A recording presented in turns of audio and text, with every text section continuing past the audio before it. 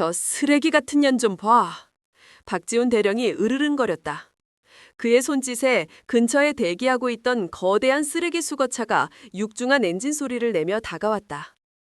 쏟아 부어! 전현 머리 위로 전부 쏟아 부어버려! 명령이 떨어지자 덤프트럭은 천천히 적재함을 기울이기 시작했다. 끼! 기계가 비명을 지르는 소리와 함께 지옥의 문이 열렸다. 썩은 음식물, 더러운 술병, 역겨운 오물이 묻은 비닐봉지들. 수톤에 달하는 악취나는 생활 쓰레기가 끔찍한 폭포처럼 쏟아져 내렸다. 그것은 계급장 없는 전투복 차림으로 묵묵히 서 있던 한 여군의 몸 위로 무자비하게 쏟아졌다. 그녀의 모습은 순식간에 악취나는 쓰레기 더미 아래로 파묻혔다.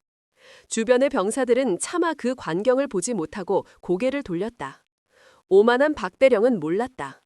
자신이 방금 쓰레기 더미 속에 파묻어버린 그 여인이 대한민국 국방부의 가장 날카로운 칼날이자 별 2개를 단 소장 한서연이라는 사실을. 그리고 그녀가 이곳에 온 유일한 목적이 바로 자기 자신 같은 인간 쓰레기들을 깨끗이 치워버리기 위함이라는 것도. 분노의 악취가 곧 그의 숨통을 끊어놓을 것이었다. 육군 제7군수 지원사령부 작전참모실. 이곳의 공기는 언제나 팽팽한 긴장감으로 가득 차 있었다. 먼지 한 톨 없이 정돈된 사무실, 칼날처럼 각이 잡힌 서류철들, 그리고 벽에 걸린 낡은 괴종시계의 째깍, 째깍 소리. 그 모든 것이 이곳의 주인이 어떤 사람인지를 말해주고 있었다. 그 중심에 박지훈 대령이 있었다. 올해 나이 52. 그의 관자놀이에는 희끗희끗한 서리가 내려앉아 있었지만 등은 여전히 고닫고 눈빛은 예리했으며 다림질이 완벽하게 된 그의 전투복에서는 한치의 흐트러짐도 찾아볼 수 없었다. 그는 유능했다. 아니, 유능함을 넘어 군수 및 작전 분야의 천재라 불릴만 했다. 그가 설계한 보급 계획은 단 한 번의 오차도 없었고 그가 지휘한 훈련은 언제나 완벽에 가까운 성공으로 끝났다. 그의 머릿속에는 대한민국 전역의 지형과 도로망이 위성사진처럼 입력되어 있었다. 하지만 그의 유능함은 그의 지독한 오만함과 동전의 양면처럼 붙어 다녔다. 그는 자신의 능력에 대한 확신이 너무나도 강한 나머지 자신보다 무능하다고 생각하는 모든 이들을 경멸했다. 특히 실력이 아닌 다른 것으로 자신의 자리를 차지한 이들을 병적으로 혐오했다. 지금 이 순간에도 그의 내면은 들끓는 용암처럼 부글거리고 있었다. 그는 책상 위에 놓인 두꺼운 보고서를 노려보고 있었지만 그의 시선은 글자를 읽고 있는 것이 아니었다. 그의 뇌리에는 몇 달 전의 인사 발표 순간이 지워지지 않는 낙인처럼 새겨져 있었다. 준장 진급자 명단. 당연히 있어야 할 자신의 이름은 그곳에 없었다. 대신 그 자리를 차지한 것은 정치인 아버지를 둔 39살짜리 애송이였다. 그 애송이는 박지훈 자신이 직접 가르쳤던 부하 중 한 명이었다. 그의 앞에서 늘 굽실거리며 대령님을 입에 달고 살던 놈이었다. 정치군인, 연줄, 썩어빠진 놈들. 그는 이를 악물었다. 어금니가 갈리는 소리가 들리는 듯했다. 그에게 군대는 신성한 곳이어야 했다. 오직 실력과 충성 그리고 헌신만이 평가받는 공정한 전쟁터. 하지만 현실은 썩어빠진 정시판과 다를 바 없었다. 자신처럼 평생을 군에 헌신하고 뼈를 깎는 노력으로 실력을 증명해온 진짜 군인들은 연줄이라는 거대한 거미줄에 걸려 발버둥치다 잊혀갔다. 분노가 치밀어 올랐다. 자신은 버려졌다. 자신은 인정받지 못했다. 이 부당한 세상에 대한 깊은 환멸과 자신의 능력을 알아보지 못하는 상부에 대한 지독한 원망이 그의 영혼을 좀먹고 있었다. 바로 그때였다. 책상 위에 직통 전화기에서 날카로운 벨소리가 울렸다. 따르르릉. 그 소리는 박지훈의 어두운 상령을 무자비하게 깨뜨렸다. 그는 신경질적으로 수화기를 집어들었다. 그의 목소리는 잘 벼린 칼날처럼 차갑고 딱딱했다. 작전참모 박지훈 대령이다. 수화기 너머로 부관의 긴장한 목소리가 들려왔다. 대령님, 방금 합참본부로부터 긴급 전문이 하달되었습니다. 용건만 간단히 말해. 내일 오전 합참감찰실 주관에 고강도 종합감사가 있을 예정이라고 합니다. 불시감사입니다. 박지훈의 미간이 깊게 패였다. 합참 감찰실. 군인들에게는 저승사와도 같은 이름이었다. 그들이 한번 움직이면 먼지 하나 없는 곳에서도 먼지를 탈탈 털어내고야 마는 집요한 자들이었다. 그래서 누가 온다고 하나? 박지훈이 퉁명스럽게 물었다. 이런 보여주기식 행사는 그에게 그저 피곤하고 귀찮은 일일 뿐이었다. 어차피 자신은 완벽했다. 자신의 부대에서는 그 어떤 흠도 찾아낼 수 없을 것이라는 자신감이 있었다. 부관의 목소리가 한 톤 더 낮아졌다. 그는 조심스럽게 마치 폭탄의 이름을 말하듯 입을 열었다. 감찰단장은 한서연 소장이라고 합니다. 한서연 소장. 그 이름이 박지훈의 뇌리에 박히는 순간 그의 표정이 미묘하게 그러나 역겨울 정도로 일그러졌다. 그는 그 이름을 알고 있었다. 최근 군 내에서 가장 뜨거운 화제의 중심에 있는 인물. 파격적인 인사로 별을 단 군 역사상 최연소 여근 장성이었다. 박지훈의 머릿속에 언젠가 국방일보 일면에서 보았던 그녀의 사진이 떠올랐다. 반듯하게 다려진 정복, 인형처럼 예쁘장한 얼굴, 그리고 어색하게 경례를 붙이고 있던 모습. 그는 그 사진을 보자마자 헛웃음을 터뜨렸던 기억이 났다. 그의 입에서 경멸이 가득 담긴 콧방귀 소리가 새어나왔다. 계집이라니, 그것도 별 2개짜리. 그의 뇌는 이미 모든 결론을 내린 상태였다. 저 여자는 진짜 군인이 아니다. 저 여자는 전장을 모르고 피냄새를 모르고 화약 냄새를 모른다. 그녀가 아는 것이라곤 높으신 분들 앞에서 예쁘게 웃는 법과 자신의 미모를 이용해 권력의 사다리를 오르는 법뿐일 것이다. 그녀는 장군이 아니라 군대라는 거친 무대에 잠시 올려진 장식품에 불과했다. 자신이 그토록 갈망했으나 얻지 못했던 그 별을 저 여자는 너무나도 쉽게 아마도 침대 위에서 얻었을지도 모른다고 그는 추악한 상상을 했다. 자신과 같은 진짜 군인들이 부당하게 진급해서 누락되는 동안 저런 꽃병 같은 것들이 별을 달고 거들먹거리는 현실, 그것이 그를 미치게 만들었다.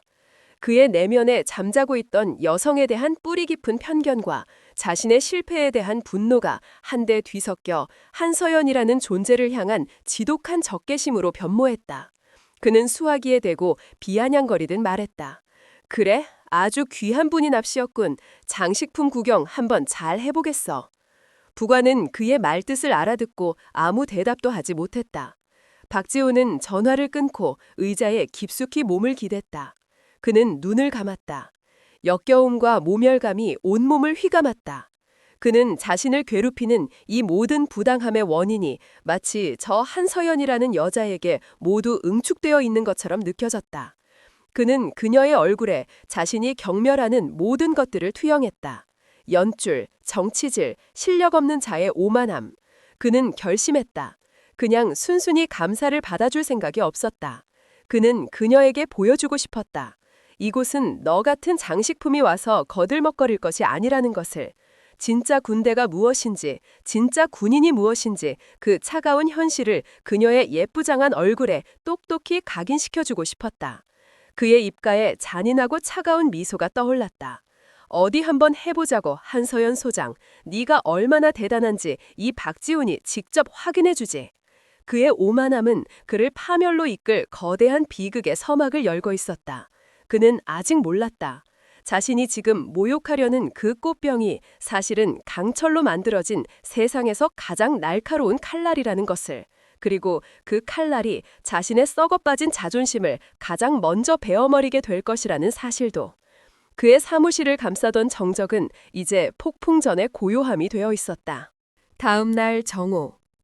태양은 마치 하늘에 거대한 불덩이가 걸린 듯 대지를 무자비하게 내리쬐고 있었다.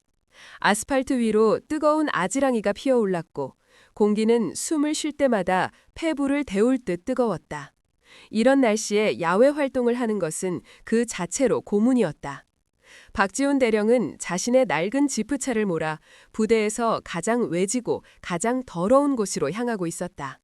부대 내 쓰레기 처리장. 그의 공식적인 순찰 경로에는 포함되어 있지 않은 곳이었다. 하지만 그는 지금 극도로 날카롭고 예민해져 있었다. 오후에 있을 합참 감사단과의 공식적인 첫 대면을 앞두고 그는 아주 작은 흠이라도 스스로 먼저 찾아내 없애버리고 싶었다. 특히 그 꽃병 같은 한서연 소장 앞에서 조금의 약점이라도 보이고 싶지 않았다. 쓰레기 처리장에 가까워질수록 역겨운 냄새가 차창의 틈을 비집고 들어왔다. 음식물 쓰레기가 썩어가는 시큼한 냄새, 온갖 잡동사니가 뒤섞여내는 불쾌한 악취가 코를 찔렀다. 박지우는 미간을 찌푸리며 차에서 내렸다.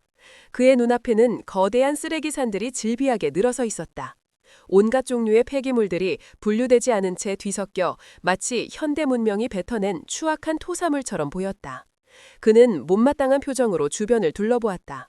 병사 몇몇이 땀을 뻘뻘 흘리며 쓰레기를 옮기고 있었지만 그들의 동작은 뜨거운 날씨 탓에 한없이 느리고 무기력해 보였다. 그는 혀를 차며 소리쳤다. 느려 터져가지고 해가 지기 전에는 끝낼 수 있겠나? 그의 고함에 병사들의 어깨가 움찔거렸다. 그는 그렇게 부하들을 닥달하며 쓰레기장 안쪽으로 걸어 들어갔다. 바로 그때였다. 그의 눈에 조금 떨어진 곳에서 홀로 서 있는 한 사람의 모습이 들어왔다. 계급장 없는 낡은 전투복 차림의 여군이었다. 그녀는 뜨거운 땡볕 아래 아랑곳하지 않고 서서 쓰라기산의 단면을 유심히 관찰하고 있었다. 그리고는 작은 수첩을 꺼내 무언가를 꼼꼼하게 기록하기 시작했다. 박지훈의 눈썹이 꿈틀거렸다. 그의 머릿속에서 경고등이 켜졌다. 저건 또 뭐야? 어느 부대 소속인데 농땡이를 피우고 있는 거지? 그의 눈에 그 여군의 행동은 게으른 병사가 작업을 피하기 위해 고상한 척 시간을 때우는 모습으로밖에 보이지 않았다. 안 그래도 한서연이라는 계집 때문에 신경이 날카로워져 있던 그의 분노에 작은 불씨가 던져졌다. 그는 성큼성큼 그 여군을 향해 걸어갔다. 그의 군화가 자갈과 쓰레기 조각들을 밟으며 자박자박 소리를 냈다. 그 소리에 여군이 고개를 들었다. 박지우는 그제야 그녀의 얼굴을 제대로 볼 수 있었다. 땀으로 젖은 머리카락, 먼지가 살짝 묻은 뺨, 화장기 하나 없는 맨얼굴이었지만 이상하게도 그 눈빛만은 총기로 가득 차 있었다. 그것은 마치 모든 것을 꿰뚫어 보는 듯한 맑고 깊은 눈이었다. 하지만 박지훈의 눈에는 그저 건방진 하급자의 모습으로 보일 뿐이었다. 그는 그녀의 바로 앞에 멈춰서서 위압적인 자세로 그녀를 내려다보았다. 그의 목소리는 한낮의 더위보다도 더 건조하고 차가웠다. 어이, 거기, 소속이 어디야? 지금 작업 시간에 여기서 뭘 하고 있는 거지? 그의 목소리에는 질문이 아닌 신문에 가까운 권위가 실려 있었다. 보통의 병사였다면 당황하며 허둥지둥 변명을 늘어놓았을 것이다. 하지만 여군은 달랐다. 그녀는 놀라는 기색 없이 침착하게 그에게 경례를 붙였다. 군더더기 없는 완벽한 각도의 경례였다. 그녀의 목소리는 차분하고 명료했다. 통신보안과에서 파견 근무 중인 하사 한서연입니다. 폐기물 처리 절차와 재활용 가능 품목 실태를 점검하고 있습니다. 그녀의 대답은 완벽했다. 너무 완벽해서 오히려 박지훈의 심기를 더욱 불편하게 만들었다. 그는 일개 하사가 대령인 자신의 앞에서 조금도 주눅들지 않는 태도가 건방지다고 생각했다. 그는 일개 점검이라는 단어는 지금 그의 신경을 가장 날카롭게 긁는 단어였다. 그는 그녀의 손에 들린 수첩을 턱짓으로 가리켰다. 점검? 일개 하사가 무슨 점검이야. 그 수첩 이리 줘가. 어디 보자. 얼마나 대단한 걸 적어놨는지. 그것은 명백한 월권 행위였다. 하지만 여군은 그의 명령에 불복하지 않았다. 그녀는 잠시 그를 응시하더니 묵묵히 수첩을 건넸다. 박지우는 수첩을 낚아채듯 받아들고 거칠게 페이지를 넘겼다. 그의 표정이 다시 한번 굳어졌다. 수첩 안에는 그가 예상했던 낙서나 무의미한 기록 대신 전문가 수준의 분석이 깨알 같은 글씨로 적혀 있었다. 음식물 폐기물과 일반 생활 폐기물 혼합 배출, 규정 위반, 폐유 및 지정 폐기물 무단 방류 정황, 토양 오염 가능성 심각, 재활용 가능 플라스틱 및 금속류, 일반 소각 폐기물과 혼합 처리, 연간 수천만 원의 예산 낭비 초래. 각 항목 옆에는 개선 방안과 관련 규정까지 정확하게 명시되어 있었다. 이것은 농땡이 피우는 병사의 기록이 아니었다. 그것은 날카로운 지적과 대안까지 담긴 완벽한 수준의 감찰보고서 초안이었다. 순간 박지훈의 얼굴이 벌겋게 달아올랐다. 그것은 분노와 함께 자신의 허를 찔렸다는 수치심 때문이었다. 그는 이 보잘것없는 여군 하사가 자신이 미처 신경 쓰지 못했던 부대의 치부를 정확하게 꿰뚫어보고 있었다는 사실을 견딜 수 없었다. 자신의 완벽함에 흠집이 나는 것을 그는 용납할 수 없었다. 이것은 단순한 지적이 아니었다. 자신에 대한 도전이었다. 그의 머릿속에서 이 건방진 여군 하사의 모습이 오후에 만나게 될 그 꽃병 한서연 소장의 모습과 겹쳐 보이기 시작했다. 그의 뒤틀린 분노는 이제 엉뚱한 대상을 향해 폭발할 준비를 하고 있었다. 그는 수첩을 그녀의 얼굴 앞으로 집어던졌다. 종이들이 파라락 소리를 내며 바닥에 흩어졌다. 이게 뭐 하자는 짓이야? 네가 뭔데 감히 우리 부대를 평가해? 여기가 네 년이 잘난 척 보고서나 끄적이는 학교인 줄 알아? 그의 고함에 주변에서 일하던 병사들의 시선이 모두 이쪽으로 쏠렸다. 여군, 즉 한서연은 아무 대답도 하지 않았다. 그녀는 그저 묵묵히 허리를 숙여 바닥에 흩어진 수첩 종이들을 한 장 한 장 주워 담았다. 그녀의 그 침착하고 꺾이지 않는 태도가 박지훈의 마지막 이성의 끈을 끊어버렸다. 그는 주변을 둘러보았다. 마침 막 수거를 마친 거대한 쓰레기 덤프트럭 한 대가 엔진을 켜고 출발하려 하고 있었다. 그것을 보는 순간 박지훈의 머릿속에 악마 같은 생각이 떠올랐다. 그의 얼굴에 잔인하고 뒤틀린 미소가 번져나갔다. 그는 트럭 운전병을 향해 손짓하며 포효했다. 어이, 거기, 멈춰! 이쪽으로 와! 운전병은 영문도 모른 채 그의 명령에 따라 트럭을 몰고 그들의 옆으로 다가왔다. 트럭의 적재함에는 방금 막 부대 생활관 전체에서 수거해온 온갖 종류의 생활 쓰레기가 산더미처럼 쌓여 있었다. 역겨운 악취가 파도처럼 밀려왔다. 박지훈은 한서연의 팔을 거칠게 잡아챘다. 그는 그녀를 트럭 바로 뒤편으로 끌고 갔다. 그녀는 저항하지 않았다. 그저 무슨 일이 벌어질지 예측이라도 한 듯 차갑고 고요한 눈으로 그를 바라볼 뿐이었다. 박지훈은 운전병을 향해 다시 한번 소리쳤다. 그의 목소리는 이제 이성을 잃은 짐승의 울부짖음과도 같았다. 네 년이 그렇게 쓰레기를 좋아한다고? 쓰레기 더미를 그렇게 파헤치고 싶어 했어? 좋아, 그렇다면 내가 아주 실컷 구경시켜주지. 그는 트럭 적재함을 가리키며 그의 군 경력, 아니 인생 전체를 파멸로 이끌 최악의 명령을 내렸다. 저 쓰레기, 전혀 머리 위로 전부 쏟아부어버려. 당장! 운전병의 얼굴이 하얗게 질렸다. 주변에서 지켜보던 병사들의 입에서 경악의 탄식이 터져나왔다. 이것은 훈계나 군기 교육의 차원이 아니었다. 이것은 명백한 폭력이자 한 인간의 존엄성을 말살하려는 끔찍한 행위였다. 하지만 그 누구도 감히 저항하지 못했다. 대령의 명령은 절대적이었다. 운전병은 떨리는 손으로 적재함을 기울이는 레버를 잡았다. 끼익. 기계가 내는 섬뜩한 소리와 함께 역겨운 쓰레기산이 천천히, 아주 천천히 한서연의 머리 위로 기울기 시작했다. 그녀는 피하지 않았다. 그녀는 도망치지 않았다. 그녀는 그저 그 자리에 우뚝 서서 자신을 덮쳐오는 거대한 모욕의 폭포를, 그 모든 것을 기억하겠다는 듯한 차가운 눈으로 똑똑히 마주하고 있었다. 이제 곧 지옥이 그녀를 삼킬 것이었다. 다음 날 아침, 제7군수 지원사령부의 대회의실은 어제 쓰레기장의 혼돈과는 전혀 다른 세상이었다. 바닥은 거울처럼 반짝였고 거대한 마호가니 테이블 위에는 먼지 한 톨 앉아있지 않았다.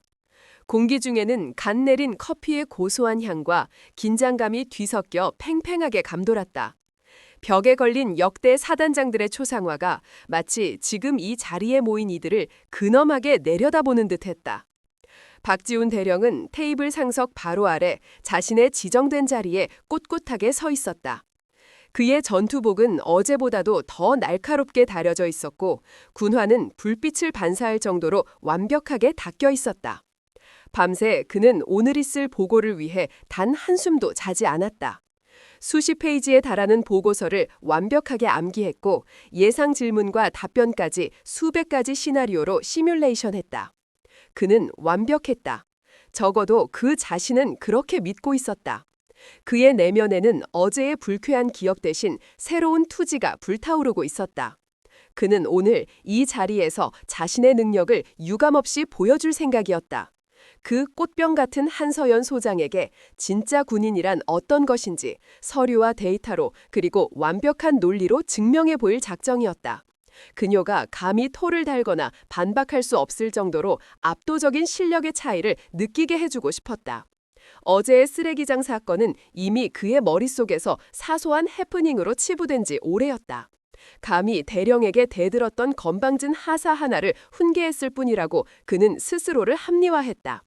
그의 주변에 도열한 다른 참모장교들의 얼굴에는 긴장감이 역력했다.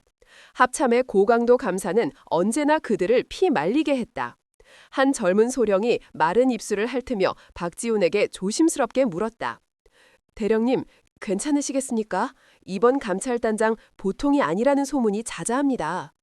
박지훈은 그를 경멸 어린 눈으로 흘끗 쳐다보았다. 그의 입가에 비웃음이 걸렸다. 걱정 마. 계집이 별을 달았다고 호랑이가 되는 건 아니니까. 이럴 때일수록 실력으로 찍어 눌러야 하는 거야. 똑똑히들 봐도. 정치가 아니라 실력으로 군 생활하는 게 어떤 건지. 그의 오만한 선언에 다른 장교들은 더 이상 아무 말도 하지 못하고 입을 다물었다. 회의실의 괴종시계가 정확히 오전 9시를 가리켰다. 똑딱. 초침 소리가 유난히 크게 들리는 숨막히는 정적의 순간이었다. 바로 그때 회의실의 육중한 문 밖에서 부관의 우렁찬 목소리가 울려 퍼졌다. 감찰 단장님께서 입장하십니다. 모두의 몸이 반사적으로 굳었다. 박지훈은 허리를 곧게 펴고 가장 완벽한 부동 자세로 문 쪽을 향해 섰다. 그의 얼굴에는 자신만만한 미소마저 희미하게 떠올라 있었다. 어디 한번 보자. 얼마나 대단한 얼굴을 하고 있을지. 끼익. 무거운 문이 안으로 천천히 열렸다.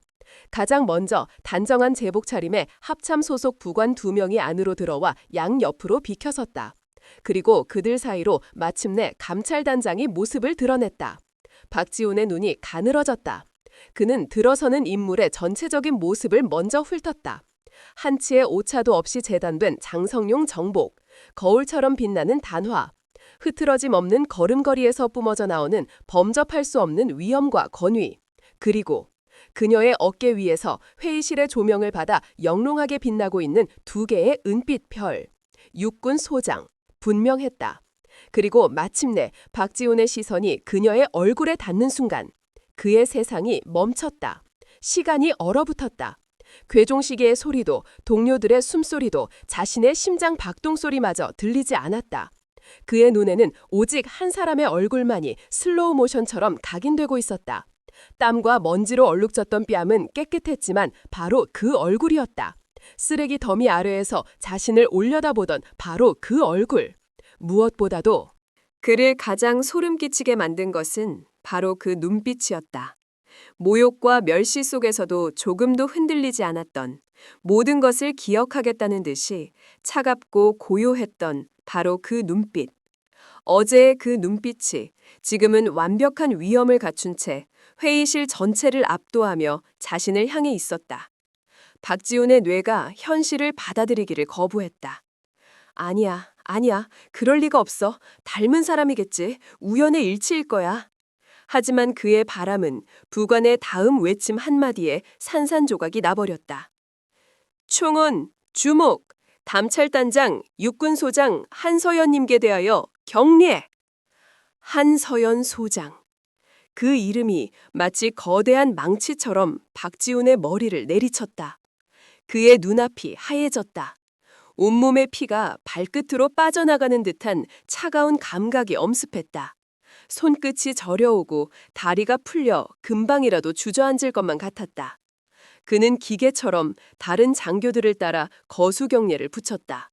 하지만 그의 팔은 천근 만근처럼 무거웠다. 그의 시선은 바닥에 고정된 채 감히 고개를 들 수 없었다. 어제 자신이 저질렀던 만행이 끔찍한 파노라마처럼 그의 뇌리를 스쳐 지나갔다. 어이, 거기 소속이 어디야? 자신이 뱉었던 오만한 천막이. 이리 줘봐. 얼마나 대단한 걸 적어놨는지. 그녀의 수첩을 빼앗아 던져버렸던 자신의 추악한 모습. 그리고 저 쓰레기 전연 머리 위로 전부 쏟아부어버려. 인간으로서 해서는 안 될, 돌이킬 수 없는 명령을 내렸던 자신의 미친 목소리.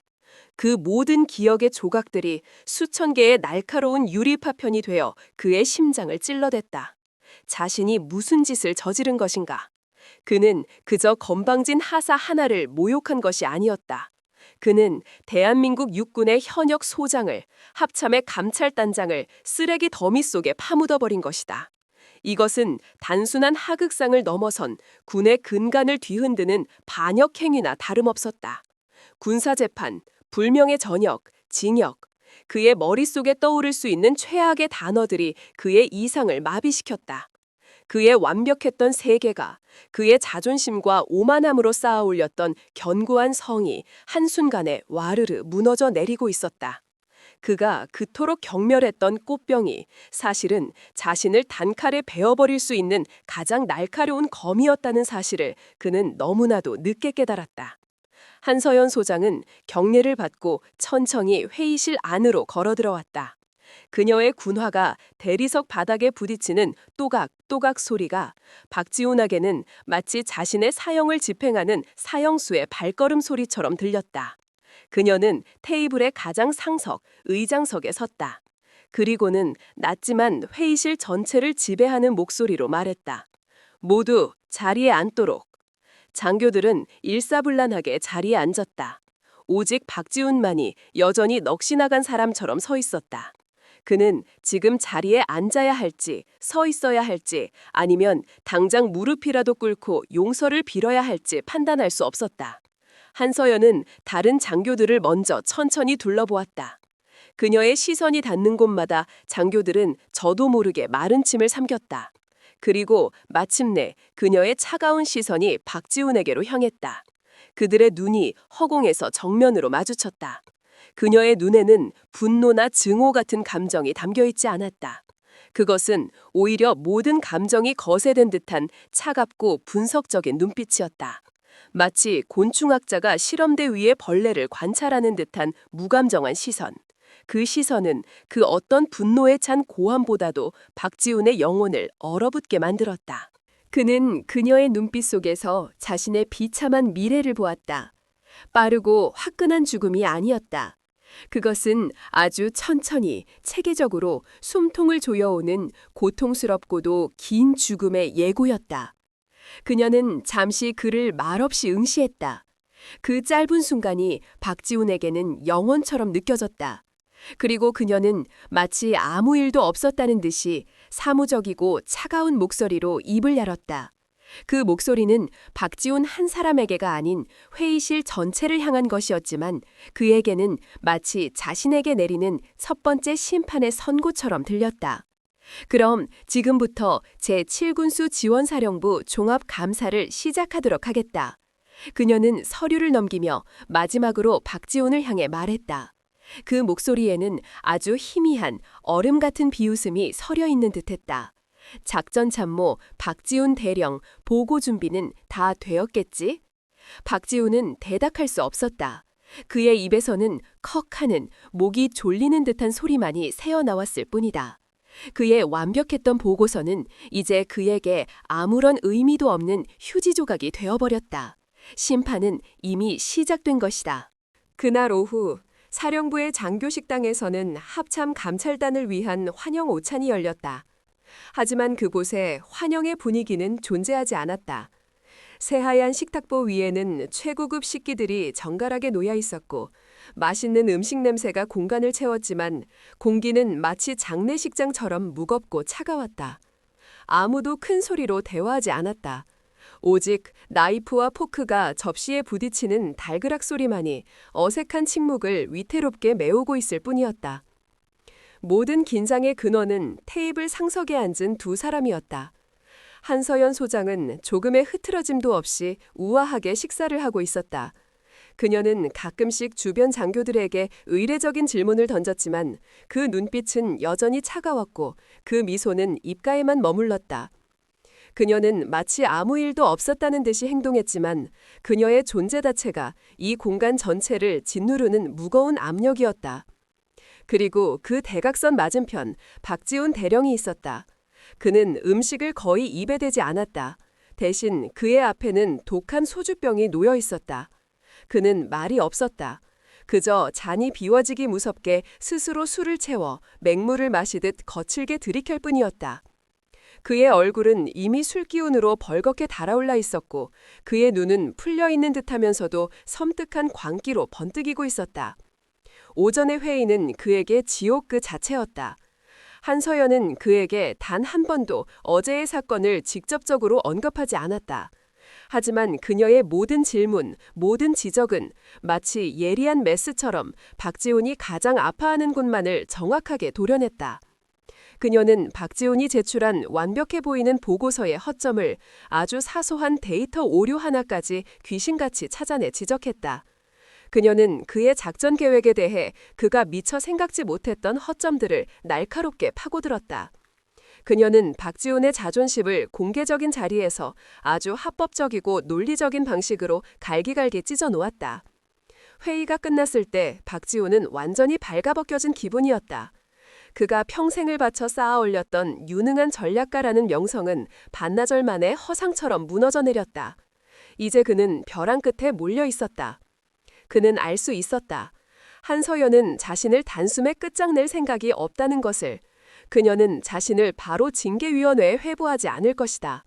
그 대신 그녀는 이 감사가 끝나는 날까지 매일 매 순간 합법적인 방법으로 자신의 숨통을 서서히 조여올 것이다. 자신의 모든 것을 빼앗고 철저히 무력하게 만든 뒤 마지막에 비참하게 버려버릴 작정인 것이다. 그것이 그녀의 복수 방식이었다. 빠르고 화끈한 죽음보다 서서히 말라 죽어가는 고통이 몇 배는 더 끔찍하다는 것을 그녀는 알고 있었다. 박지훈의 머릿속에서 술에 취한 이성이 위험한 경고를 보내고 있었다. 이대로 가다간 끝장이다. 무엇이든 해야 한다. 공포는 그의 남은 자존심과 뒤섞여 귀괴하고 자기 파괴적인 용기를 만들어냈다. 그는 생각했다. 그래, 어차피 이렇게 죽으나 저렇게 죽으나 마찬가지다. 이 여자가 원하는 대로 조용히 죽어줄 수는 없지. 판을 엎어버리는 거야. 모두가 보는 앞에서 이 여자도 감당할 수 없는 스캔들을 만드는 거다. 여군 장성이 부하장교에게 공개적인 망신을 당했다? 군의 명예를 위해서라도 합참은 이 사건을 조용히 덮으려 할 수밖에 없을 거야. 그래, 이게 내가 살 수 있는 유일한 길이다. 그것은 합리적인 판단이 아니었다. 궁지에 몰린 쥐라 고양이를 물어뜨리려는 필사적인 발악이었다. 조금 떨어진 테이블에서 김민수 상사가 불안한 눈으로 박지훈을 지켜보고 있었다. 그는 부대의 모든 행사를 기록하고 지원하는 임무를 맡고 있었다. 김 상사는 정직하고 성실한 군인이었다. 그는 박지훈 대령의 능력은 존경했지만 그의 오만하고 비인간적인 면모를 마음속으로는 동의하지 못했다. 그는 직감적으로 무언가 끔찍한 일이 벌어질 것 같다는 불길한 예감에 휩싸였다. 그의 손이 무의식적으로 허리춤에 차고 있던 스마트폰으로 향했다. 마침내 박지훈이 자리에서 벌떡 일어섰다. 쿵! 그의 의자가 뒤로 넘어지는 소리에 식당 안의 모든 소음이 거짓말처럼 멎었다. 모든 사람의 시선이 그에게로 향했다. 그는 비틀거리는 걸음으로 소주병 하나를 손에 든 채 한서연 소장이 앉아있는 상석을 향해 걸어가기 시작했다. 그의 군화가 바닥에 끌리는 소리가 식당의 정적을 위태롭게 갈랐다. 그는 한서연의 테이블 바로 옆에 섰다. 그는 몸을 숙여 그녀의 얼굴 바로 앞까지 자신의 얼굴을 들이밀었다. 그의 입에서 역한 술 냄새가 확 풍겨나왔다. 그가 이가 갈리는 소리와 함께 비아냥거리는 목소리로 말했다. 소장님, 오늘 감사 아주 인상 깊었습니다. 아주 꼼꼼하시더군요. 한서연은 조금도 동요하지 않았다. 그녀는 먹던 포크를 조용히 내려놓고 냅킨으로 입가를 닦았다. 그녀는 고개를 들어 술에 취해 번들거리는 박지훈의 눈을 똑바로 쳐다보았다. 그녀의 목소리는 얼음처럼 차가웠다. 고맙군, 박대령. 아직 파헤쳐야 할 것들이 아주 많이 남아있는 것 같던데. 파헤친다는 단어에 박지훈의 눈이 경련하듯 떨렸다. 그녀가 어제의 사건을 암시하고 있음을 그는 알아차렸다. 그의 얼굴 근육이 뒤틀렸다. 그는 더 이상 참지 않기로 했다. 그렇습니까? 어제는 쓰레기 더미를 파헤치시더니 오늘은 서류 더미를 파헤치시는 모양입니다. 아주 부지런하십니다. 쓰레기 더미라는 말이 나오는 순간 식당 안의 공기가 얼어붙었다. 몇몇 고위 장교들은 무슨 일이 있었는지 대충 눈치채고 얼굴이 하얗게 질렸다. 그들은 박지훈이 지금 무슨 미친 짓을 하고 있는지 깨달았다. 하지만 누구도 감히 그를 막아서지 못했다.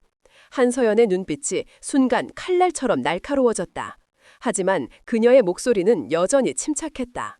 나는 내 임무를 다하고 있을 뿐이다, 대령. 더러운 것이 보이면 치우는 것이 내 일이지. 그녀의 마지막 한마디가 박지훈의 마지막 남은 이성을 끊어버렸다. 더러운 것. 박지훈이 미친 사람처럼 웃기 시작했다. 그의 웃음소리는 소름 끼치게 식당 안에 울려 퍼졌다.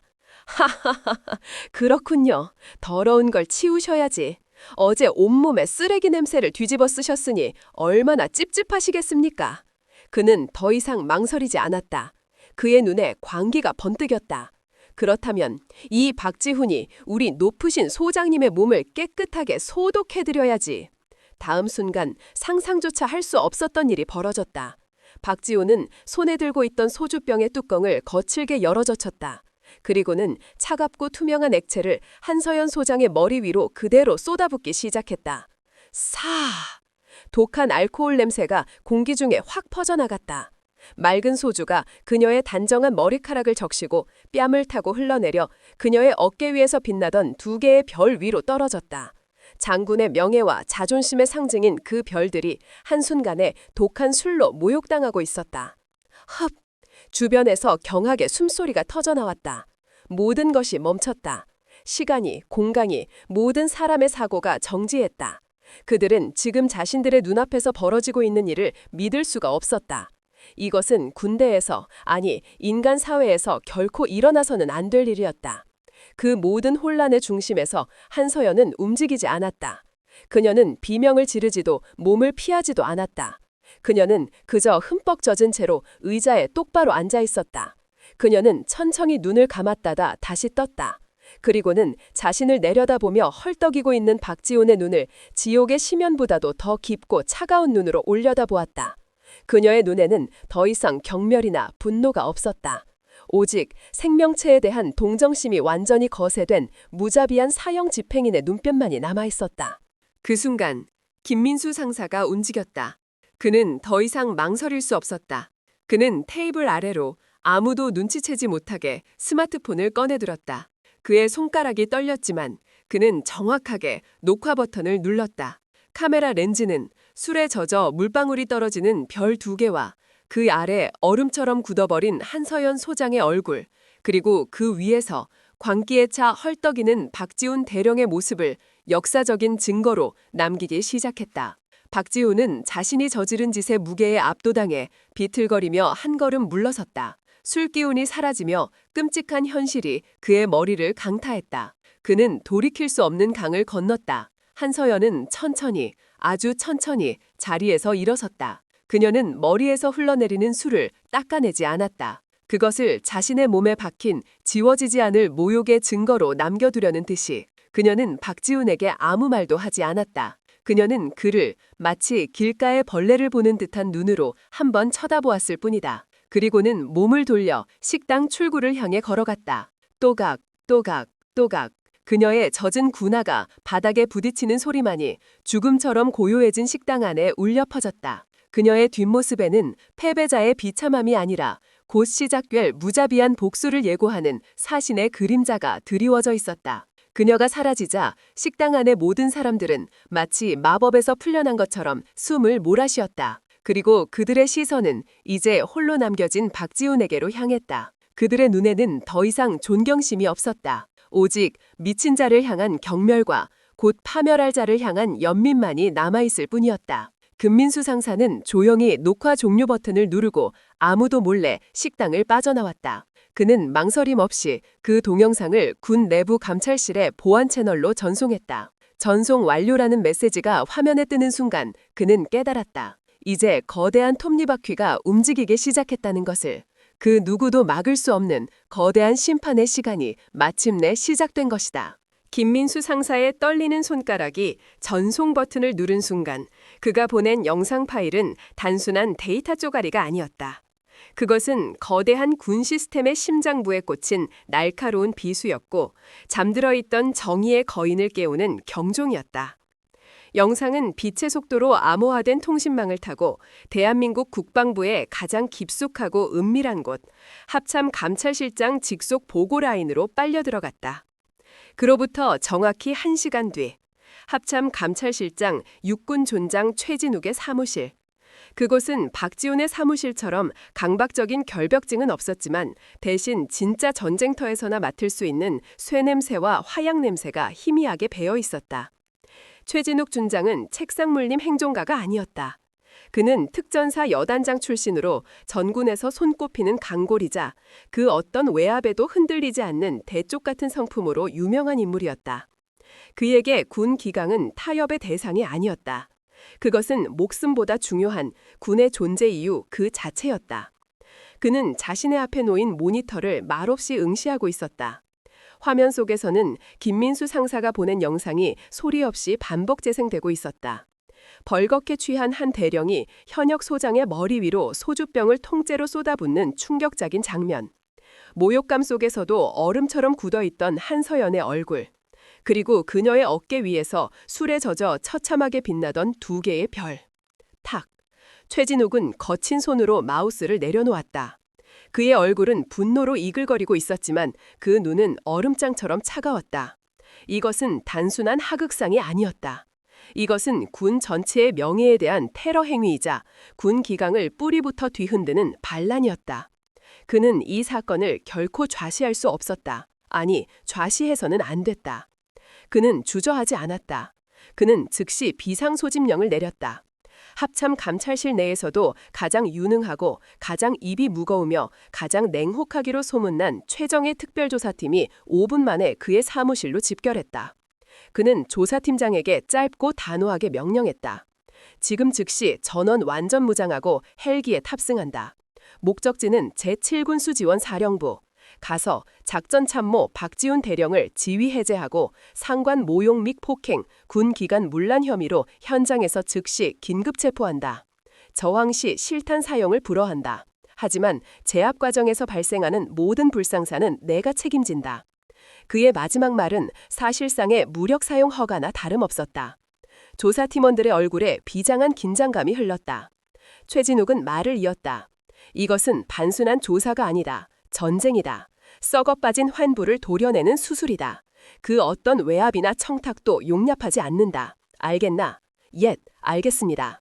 조사팀이 폭풍처럼 그의 사무실을 빠져나갔다. 최진욱은 자리에서 일어나 창밖으로 보이는 서울의 야경을 바라보았다. 그는 한서연 소장을 개인적으로 잘 알았다. 그녀가 특전사에서 전설적인 독사로 불리던 시절부터 지켜봐왔다. 그녀는 그가 아는 그 어떤 남자 군인보다도 강하고 명예를 소중히 여기는 진짜 군인이었다. 그런 그녀가 당한 모욕은 곧 자신과 자신이 평생을 바친 군 전체에 대한 모욕이었다. 그의 입에서 나직한 읊조림이 새어나왔다.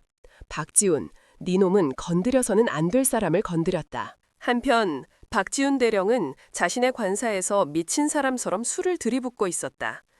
그는 식당에서 벌어진 일이 어떻게 전개될지 두려워하면서도 한편으로는 자신의 도박이 성공하기를 신랏 같은 희망으로 기대하고 있었다.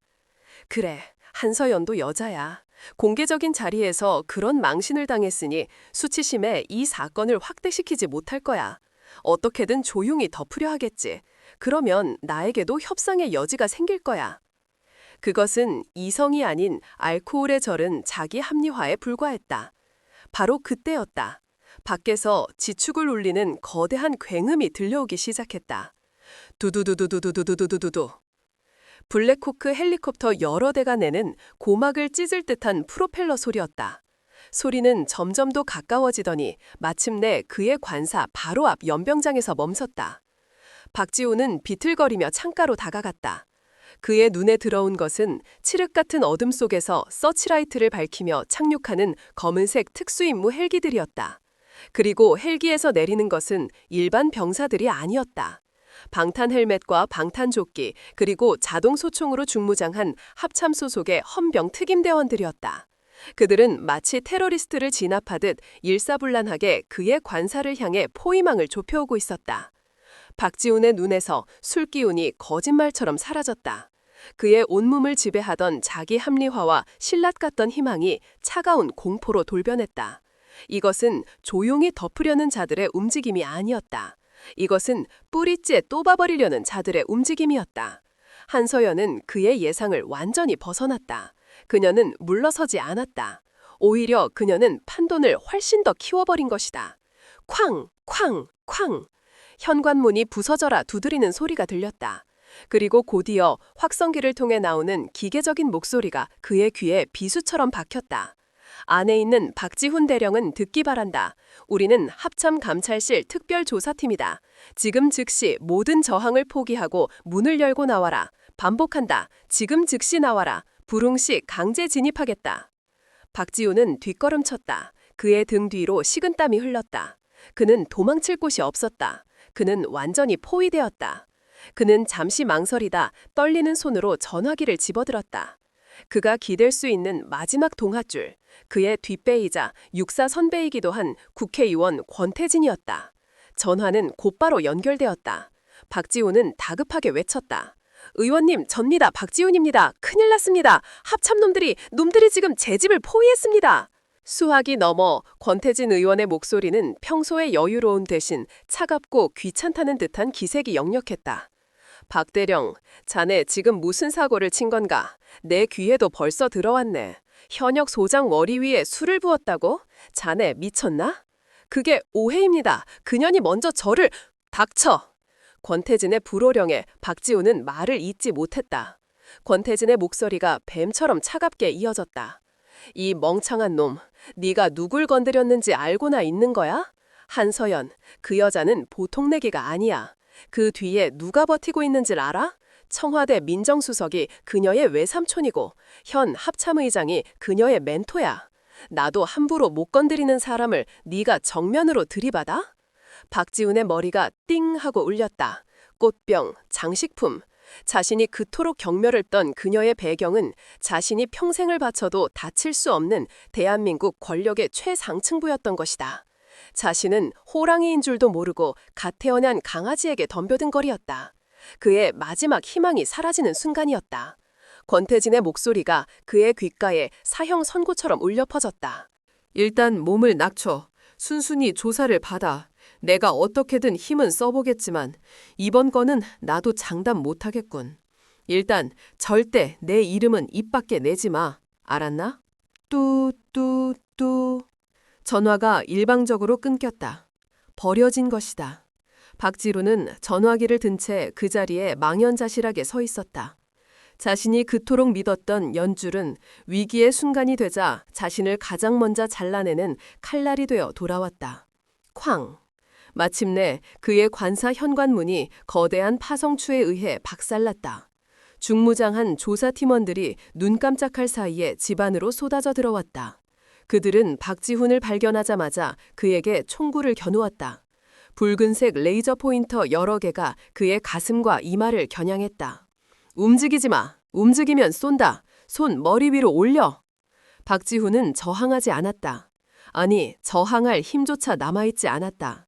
그는 천천히, 아주 천천히 양손을 머리 위로 들었다. 그 순간 그의 쉰둘 평생이 주마등처럼 스쳐 지나갔다.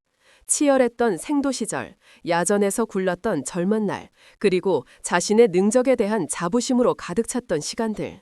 그 모든 것이 지금 이 순간 한 줌의 재처럼 허무하게 부서져 내리고 있었다. 조사팀장이 그의 앞으로 다가와 차가운 목소리로 서류를 읽어내려갔다. 박지훈, 현 시간부로 귀관을 상관 모욕 및 폭행 혐의로 긴급 체포한다.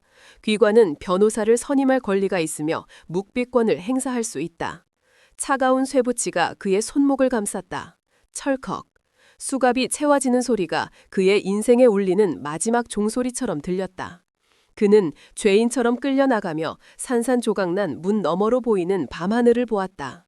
하늘에는 그가 그토록 달고 싶어 했던 별 대신 자신을 비웃는 듯한 차가운 달만이 떠 있었다. 그의 오만함이 마침내 그를 집어삼킨 것이다. 하지만 이것은 아직 추락의 시작에 불과했다.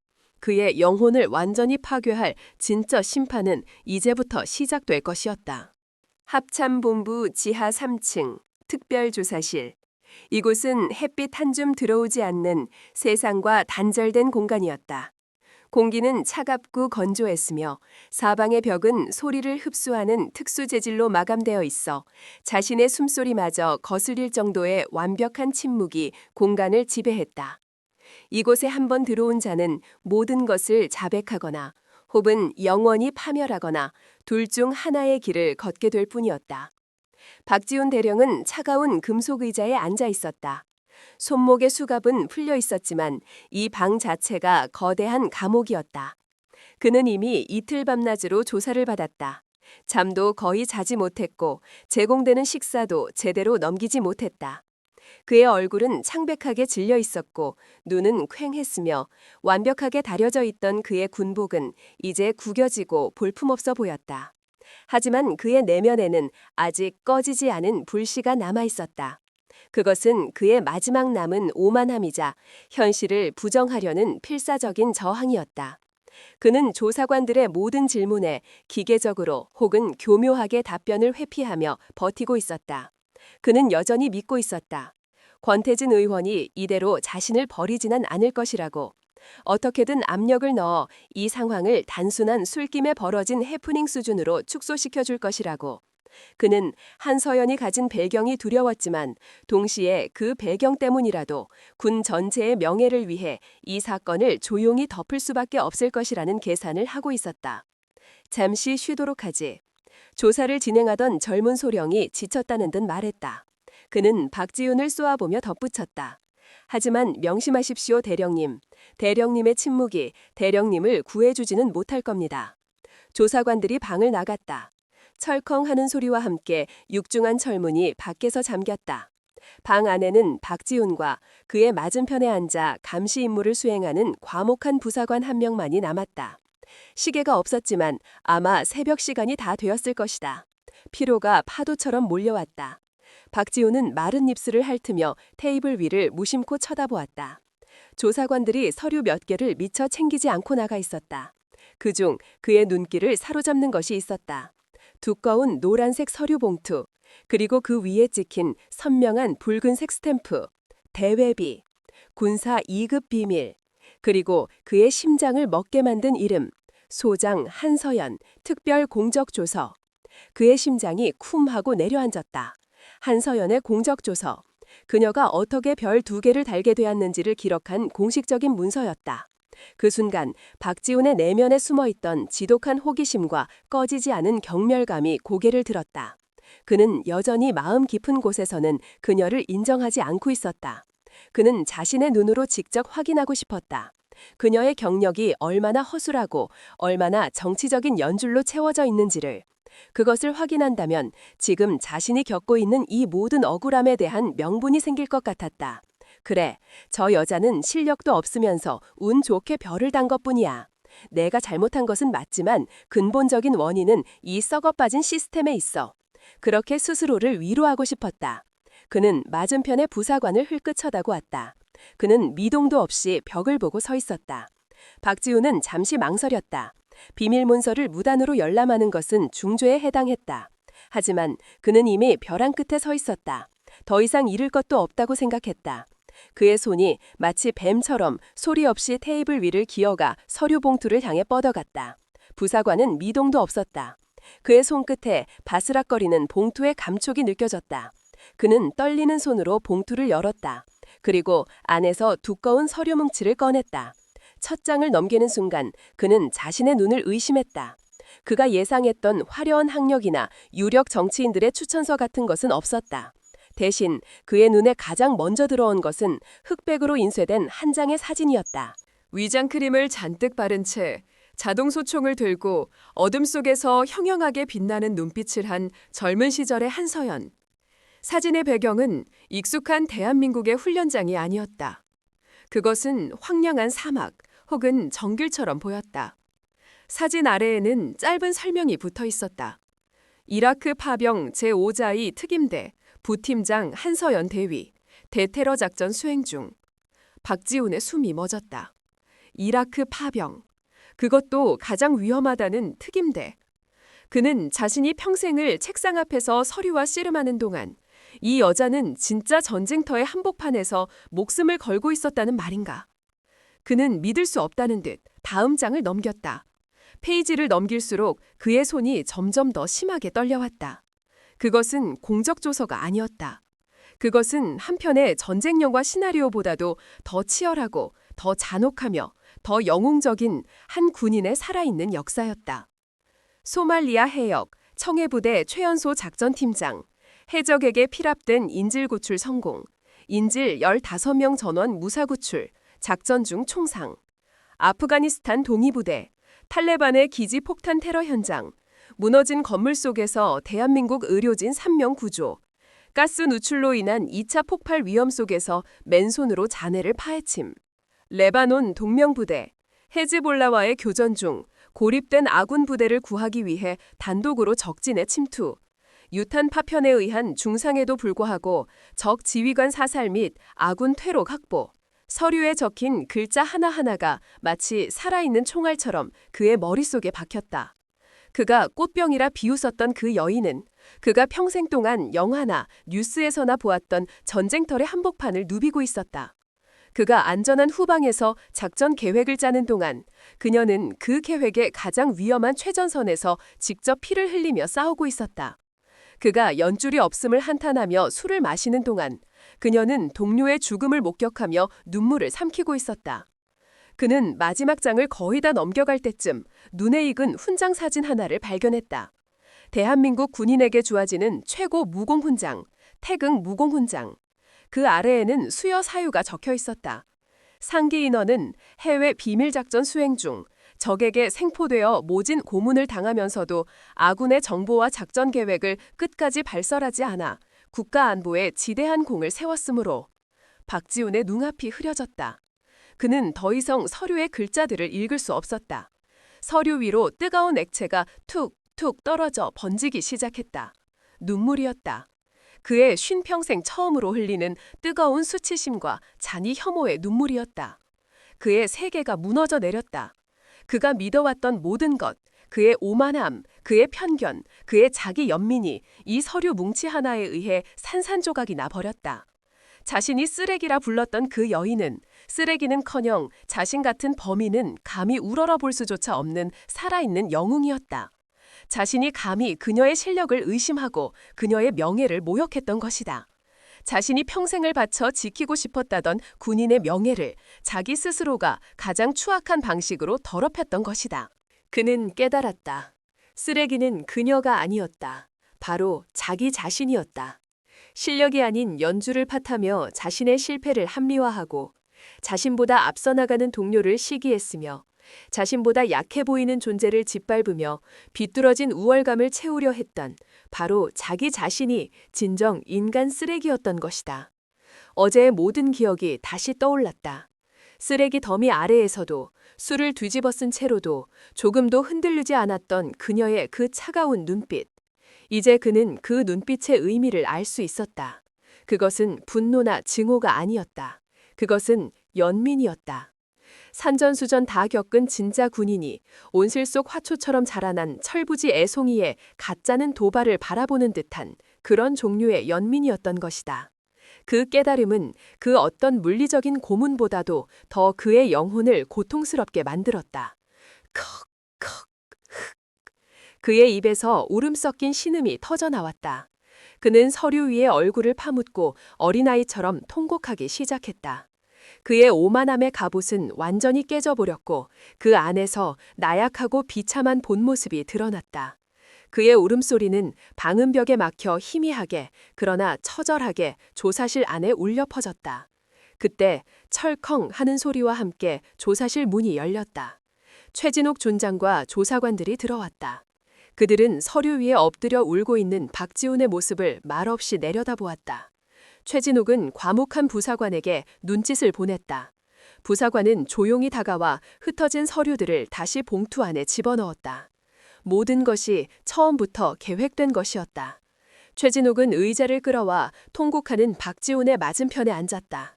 그는 아무 말도 하지 않고 그의 울음이 잦아들기를 기다려 주었다. 한참의 시간이 흐른 후 박지훈이 마침내 고개를 들었다. 그의 얼굴은 눈물과 콧물로 범벅이 되어 있었다. 그의 눈은 더 이상 오만하지 않았다. 그곳에는 오직 모든 것을 잃어버린 자의 공허함과 깊이를 알 수 없는 죄책감만이 남아 있었다. 그는 쉰 목소리로 최진욱에게 말했다. 그것은 변명이 아니었다. 그의 생애 첫 진정한 자백이었다. 제가 쓰레기였습니다. 심판은 그렇게 끝이 났다. 외부의 법이 아닌 그 자신의 내면에서 가장 잔혹한 방식으로 이제 그에게 남은 것은 이 죄를 어떻게 갚을 것인가 하는 문제뿐이었다.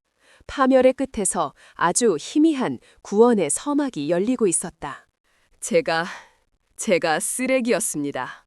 박지훈의 그 한마디는 조사실의 무거운 침묵 속으로 스펀지처럼 빨려 들어갔다. 그것은 더 이상 저항이나 부정이 아니었다. 그것은 자신의 오만함과 편견으로 쌓아 올렸던 성이 완전히 무너져 내린 폐허 위에서 한 인간이 내뱉을 수 있는 가장 정직하고도 비참한 자기 고백이었다. 그의 영혼을 단단하게 감싸고 있던 모든 껍질이 벗겨져 나간 순간이었다. 최진욱 준상은 아무 말 없이 그를 바라보았다. 그의 눈에는 승리자의 만족감이나 죄의를 향한 경멸이 없었다. 대신 그는 한 명의 길 잃은 군인을 바라보는 선배의 복잡하고 무거운 눈빛을 하고 있었다. 그는 박지훈이 유능한 장교라는 것을 알고 있었다. 그의 재능이 그의 뒤틀린 자격지심과 오만함에 의해 어떻게 괴물로 변해버렸는지도 어렴풋이 짐작할 수 있었다. 최진욱은 낮은 목소리로 처음으로 그에게 인간적인 질문을 던졌다. 왜 그랬나, 박대령. 자네답지 않게. 그 질문에 박지훈의 무너진 감정의 둑이 다시 한번 터져나왔다. 그는 더 이상 대령이 아니었다. 그는 길을 잃고 상처 입은 한 명의 중년 남자로서 자신의 내면에 쌓아두었던 모든 독을 토해내기 시작했다. 저는 인정받고 싶었습니다. 그의 목소리는 갈라져 있었다. 그는 자신의 두 손으로 얼굴을 감쌌다. 저는 평생을 바쳤습니다. 가족도 청춘도 모든 것을 군에 바쳤습니다. 제가 가진 모든 재능을 짜내서 완벽해지려 했습니다. 하지만 세상은 저를 알아주지 않았습니다. 저보다 무능한 놈들이, 저보다 실력 없는 놈들이 연줄 하나로 제 앞을 가로막고 별을 다는 것을 봐야 했습니다. 저는 그 부당함을 견딜 수가 없었습니다. 그의 어깨가 들썩였다. 그것은 변명이 아니었다. 자신의 실패를 남 탓으로 돌리며 살아왔던 한 남자의 뒤늦은 자기 성찰이었다. 한서연 소장님을 처음 봤을 때 저는 그녀에게서 제가 증오하는 모든 것을 보았습니다. 제가 가지지 못한 배경, 제가 받지 못한 기회. 저는 그녀가 저를 조롱하고 제 자리를 빼앗기 위해 나타난 존재라고 생각했습니다. 제 안에 열등감이, 질투심이 저를 괴물로 만들었습니다.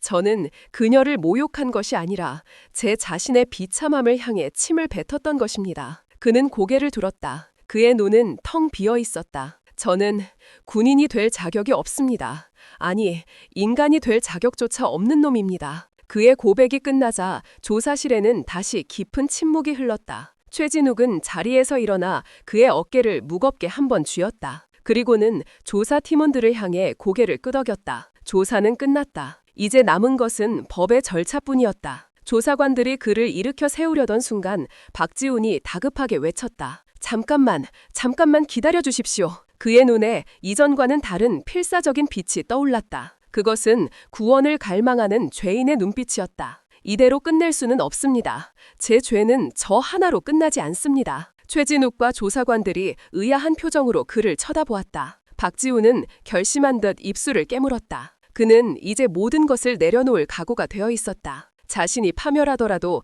자신을 이렇게 만든 더 거대한 악의 뿌리까지 함께 뽑아버리기로 결심한 것이다. 그것이 그가 한서연이라는 진정 군인에게 그리고 자기 자신을 더럽힌 군복에게 바칠 수 있는 유일한 속죄의 방식이라고 생각했다. 준장님, 이 모든 부패의 시작은 제가 아닙니다. 저는 그저 이용당한 장기말에 불과했습니다. 그의 입에서 마침내 그 이름이 나왔다. 이 모든 것의 배후에는 권태진 국회의원이 있습니다. 권태진 의원. 그 이름이 나오는 순간 조사실의 공기가 다시 한번 얼어붙었다. 권태진, 국회 국방위원회의 핵심 멤버이자 차기 국방부 장관으로까지 거론되는 거물급 정치인이었다. 군 내부에서도 그의 영향력은 막강했다. 그는 군의 예산을 주무르며 수많은 고위 장성들의 인사에도 깊숙이 개입하고 있는 것으로 알려져 있었다. 그는 누구도 감히 건드릴 수 없는 성역이었다. 최진욱의 눈이 칼날처럼 날카로워졌다. 계속해봐. 박지훈은 더 이상 망설이지 않았다. 이것은 그의 마지막 도박이자 마지막 참회였다. 권태진 의원은 지난 몇 년간 군수품 납품 계약과 부대 이전 사업 등에 개입하며 막대한 뇌물을 챙겨왔습니다. 그는 자신의 육사 인맥을 이용해 군 내부의 고위 장교들을 매수하고 그들을 자신의 손발처럼 부렸습니다. 저 역시 그중 한 명이었습니다. 그는 제 진급을 약속하며 저에게 부정한 계약 서류에 서명하도록 강요했습니다. 저는 그 유혹을 이기지 못했습니다. 그는 괴로운 듯 머리를 쥐어뜯었다. 제가 저질렀던 모든 부정행위의 최종 책임자는 바로 그 사람입니다. 저 말고도 수많은 장교들이 그의 거미줄에 얽혀 있습니다. 이 군대는 뿌리부터 썩어가고 있었습니다. 조사관 중 한 명이 회의적인 목소리로 물었다. 그걸 증명할 증거가 있습니까, 대령님? 단순한 진술만으로는 그 거물을 무너뜨릴 수 없습니다. 박지훈의 입가에 자조적인 미소가 떠올랐다. 증거, 물론 있습니다. 제가 왜 여태껏 그의 개노릇을 했겠습니까? 언젠가 그에게 버림받을 날을 대비해서 저 역시 보험을 들어놨습니다. 그는 잠시 숨을 고르고 결심한 듯 말했다. 제 관사 서재, 세 번째 책꽂이, 전쟁론이라고 쓰인 두꺼운 책 안에 USB 하나가 숨겨져 있습니다. 그는 최진욱을 똑바로 쳐다보았다. 그의 눈에는 광기 어린 결의가 서려 있었다. 그 안에 모든 것이 들어 있습니다. 저는 그것을 판도라 리스트라고 불렀습니다. 특별조사팀은 즉시 박지훈의 관사로 다시 향했다. 그의 진술대로 굳게 닫혀있던 서재의 책꽂이, 낡은 전쟁론 책의 두꺼운 표지 안쪽을 파내자 손톱만한 크기의 검은색 USB 메모리 스틱 하나가 모습을 드러냈다. 합참 사이버 수사대의 최고 전문가들이 USB에 담긴 내용을 복원하는 데는 그리 오랜 시간이 걸리지 않았다. 그리고 그 내용이 화면에 떠오르는 순간 작전실에 모여있던 모든 사람들은 숨을 삼켰다. 그것은 판도라의 상자 그 자체였다. USB 안에는 지난 5년간 권태진 의원이 저질러온 모든 부정부패의 기록이 악마처럼 꼼꼼하게 정리되어 있었다.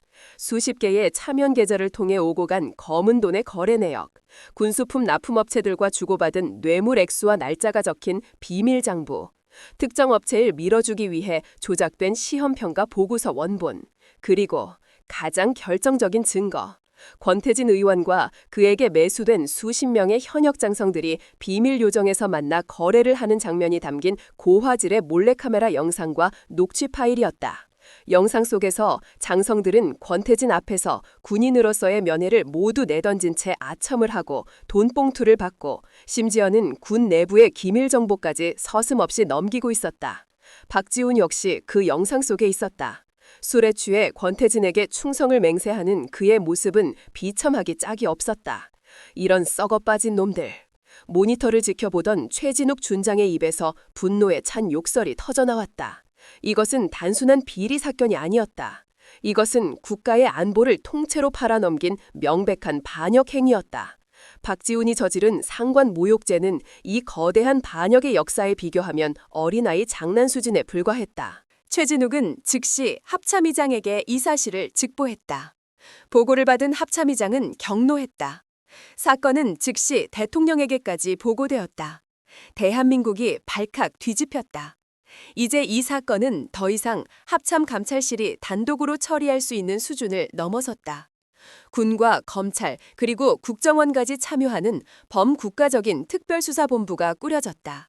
그리고 그 수많은 조직들을 지휘하고 이 거대한 전쟁의 최전선에 설 야전사령관으로 단 한 사람이 지명되었다. 바로 육군 소장 한서연이었다. 그녀는 자신이 당한 모욕에 대한 개인적인 복수를 할 기회를 스스로 반납했다. 대신 그녀는 더 큰 적과 싸우는 길을 택했다. 자신과 박지훈 그리고 수많은 군인들을 괴물로 만들었던 이 부패의 근원을 그녀는 자신의 손으로 직접 도려내기로 결심했다. 이제 사냥이 시작될 것이었다. 한때 그녀를 모욕했던 한 남자가 던져준 판도라 리스트라는 가장 날카로운 창을 손에 준 채 그녀는 대한민국에서 가장 강력한 권력 중 하나인 거물을 사냥하기 위해 어둠 속으로 첫걸음을 내디뎠다. 속죄를 위한 한 남자의 고백은 그렇게 대한민국을 뒤흔들 거대한 정의의 폭풍을 불러오고 있었다. 판도라의 상자가 열리자 대한민국은 거대한 충격의 소용돌이에 휩싸였다. 언론은 연일 판도라 리스트에 대해 대서특필했고 국민들의 분노는 들끓는 용암처럼 폭발했다. 국회는 마비되었고 리스트에 이름이 오르내린 수십 명의 장성들은 줄줄이 직위 해제되어 소환 조사를 받았다. 대한민국 군 역사상 최악의 스캔들이었다. 그리고 그 태풍의 눈 한가운데 특별수사본부의 임시지휘통제실이 있었다. 수십 개의 모니터가 번쩍이고 수백 명의 수사관들이 분주하게 움직이는 그곳의 중심에 한서연 소장이 서 있었다. 그녀는 더 이상 모욕당한 피해자가 아니었다. 그녀는 이제 거대한 부패의 심장을 겨누는 대한민국에서 가장 날카로운 창끝, 이 거대한 전쟁을 지휘하는 야전 사령관이었다. 그녀의 눈은 차가웠고 그녀의 목소리는 강철 같았으며 그녀의 모든 판단에는 한치의 망설임도 없었다. 권태진을 모든 자금 흐름을 역추적해 차명계좌, 페이퍼 컴퍼니, 해외 조세 피난처까지 샅샅이 뒤져 단돈 10원이라도 놓치지 마. 그와 접촉한 모든 정치인, 기업인, 군 관계자들의 통신 기록을 확보한다. 지난 5년간의 모든 기록을 분석해 감청영장은 내가 책임진다. 언론에는 철저한 보도 통제를 요청한다. 우리의 움직임이 단 하나라도 새어나가서는 안 돼. 이것은 수사가 아니라 전쟁이다. 그녀의 명령은 톱니바퀴처럼 정확하게 맞물려 돌아갔다. 수사본부는 거대한 사냥 기계처럼 움직이기 시작했다. 그들은 권태진이라는 거대한 짐승을 둘러싼 포위망을 아주 천천히 그리고 확실하게 좁혀가고 있었다. 권태진 의원은 궁지에 몰린 쥐처럼 발악했다. 처음에 그는 모든 혐의를 정치적 음해라며 부인했다. 그는 기자회견을 열어 눈물로 자신의 결백을 호소했고 자신을 따르는 의원들을 동원해 국회에서 수사 중단을 촉구하는 결의안을 통과시키려 했다. 하지만 한서연이 지휘하는 수사본부는 흔들리지 않았다. 그들이 언론에 박지훈이 제공한 판도라 리스트의 일부, 즉 권태진이 비밀 요정에서 돈 봉투를 받는 장면이 담긴 영상을 공개하자 여론은 완전히 돌아섰다. 그를 비호하던 동료 의원들마저 등을 돌리기 시작했다. 포위망이 좁혀오자 권태진은 마지막 발악을 준비했다. 해외 도피였다. 그는 수십 년간 떼돌린 막대한 비자금을 이용해 조세 피난처의 작은 섬나라로 도망칠 계획을 세웠다. 그는 자신의 신복들을 시켜 비밀리에 전세기를 마련하고 여권 위조를 준비했다. 하지만 그의 모든 움직임은 한서연의 손바닥 안에 있었다. 보고해. 한서연이 통제실의 거대한 중앙 스크린을 보며 말했다. 화면에는 서울 시내의 위성사실과 함께 수십 개의 CCTV 화면이 실시간으로 떠 있었다. 한 젊은 정무분석 장교가 긴장된 목소리로 보고했다. 소장님, 목표 권태진이 방금 국회의원 회관 지하 주차장을 빠져나왔습니다. 검은색 세단, 예상 도주 경로는 김포공항 국제산청사입니다. 이륙 예정 시간은 1시간 뒤. 현재 저희 추적팀이 500m 거리를 두고 미행 중입니다. 한서연의 눈이 차갑게 빛났다. 함정카드는 준비됐나? 예, 소장님. 공항으로 가는 모든 주요 도로에 교통통제를 위장한 검문소를 설치 완료했습니다. 그가 어떤 길을 택하든 우리의 그물 안에 걸려들게 될 것입니다. 바로 그때 다른 분석관이 다급하게 외쳤다. 소장님, 차량의 경로가 바뀌었습니다. 공항이 아닙니다. 강변북로를 타고 동쪽으로 향하고 있습니다. 통제실에 순간 긴장감이 흘렀다. 최악의 시나리오였다. 권태진이 자신들의 계획을 눈치채고 예상 경로를 벗어난 것이다. 동쪽? 목적지가 어디지? 한서연이 날카롭게 물었다. 분석관이 빠르게 데이터를 분석하며 말했다. 가장 가능성이 높은 곳은 한강 상류의 개인 요트 선착장입니다. 밀항을 시도하려는 것 같습니다. 젠장! 누군가 욕설을 뱉었다. 요트 선착장은 도로가 복잡하고 CCTV 사각지대가 많아 추적이 어려웠다. 자칫 잘못하면 그를 눈앞에서 놓칠 수도 있었다. 하지만 한서연은 당황하지 않았다. 그녀의 뇌는 슈퍼컴퓨터처럼 빠르게 대안을 계산해냈다. 이런 예측 불가능한 상황이야말로 그녀가 평생을 겪어온 전쟁터의 일상이었다. 그녀는 즉시 무전기를 집어들었다. 그녀의 목소리는 폭풍우 속에서도 흔들리지 않는 함장의 목소리처럼 단호했다. 모든 추적팀에게 알린다. 지금부터 작전 계획을 플랜 B로 변경한다. 목표를 추격하지 말고 그보다 앞서 나가 길목을 차단한다. 내가 좌표를 전송하겠다. 그리고 이 작전에 가장 중요한 조언을 해줄 사람이 있다. 그녀는 다른 통신 채널을 열었다. 그녀의 목소리가 조금은 부드러워졌다. 박중영, 들리나? 수화기 넘어 낯짓지만 어딘가 달라진 목소리가 들려왔다. 박지훈이었다. 그는 가명을 조건으로 이번 수사에 적극적으로 협조하고 있었다. 그는 더 이상 오만한 대령이 아니었다. 그는 자신의 죄를 씻기 위해 모든 것을 바칠 준비가 된 참회하는 조력자였다. 예, 소장님, 듣고 있습니다. 권태진이 밀항을 시도하려는 것 같다. 한강 상류 요트 선착장 부근. 자네라면 그가 어떤 경로를 택할 것 같나? 그가 가장 신뢰하는 은신처나 비상 도주로는 어디지? 수화기 너머로 박지훈의 숨소리가 들렸다. 그는 잠시 생각에 잠기는 듯했다. 그는 권태진의 개로 살면서 그의 모든 비밀과 습성을 누구보다도 잘 알고 있었다. 선착장으로 바로 가지 않을 겁니다. 그곳으로 가기 전 반드시 들릴 곳이 있습니다. 여의도에 있는 한 오피스텔입니다. 그의 비밀 금고가 있는 곳입니다. 아마 남은 비자금을 챙겨서 움직일 겁니다. 그 오피스텔 지하 주차장, 그곳이 유일한 기회입니다. 한서연의 입가에 얼음 같은 미소가 떠올랐다. 좌표 찍어. 모든 팀은 지금 즉시 여의도 오피스텔 지하 주차장으로 이동한다. 거미줄을 치고 파리가 날아들기를 기다린다. 이번에는 절대 놓치지 않는다. 서울의 낮은 거대한 콘크리트 정글이었다. 수많은 차들이 얽히고 설킨 도로 위를 질주하고 사람들은 무심한 표정으로 각자의 목적지를 향해 걷고 있었다. 그 평화로운 일상 아래에서 지금 대한민국의 운명을 건 숨막히는 추격전이 벌어지고 있다는 사실을 아는 사람은 아무도 없었다. 권태진이 탄 검은색 세단은 다른 차들 틈에 섞여 유유히 강변북로를 빠져나가고 있었다. 그는 백미러를 수시로 확인했지만 뒤따르는 차량은 없어 보였다. 그는 자신이 완벽하게 따돌렸다고 생각했다. 그의 입가에 안도의 미소가 떠올렸다. 그는 박지훈의 조언대로 여의도의 비밀 오피스텔만 향하고 있었다. 그곳에서 마지막 남은 현금과 위조 여권을 챙겨 유유히 대한민국을 떠날 생각이었다.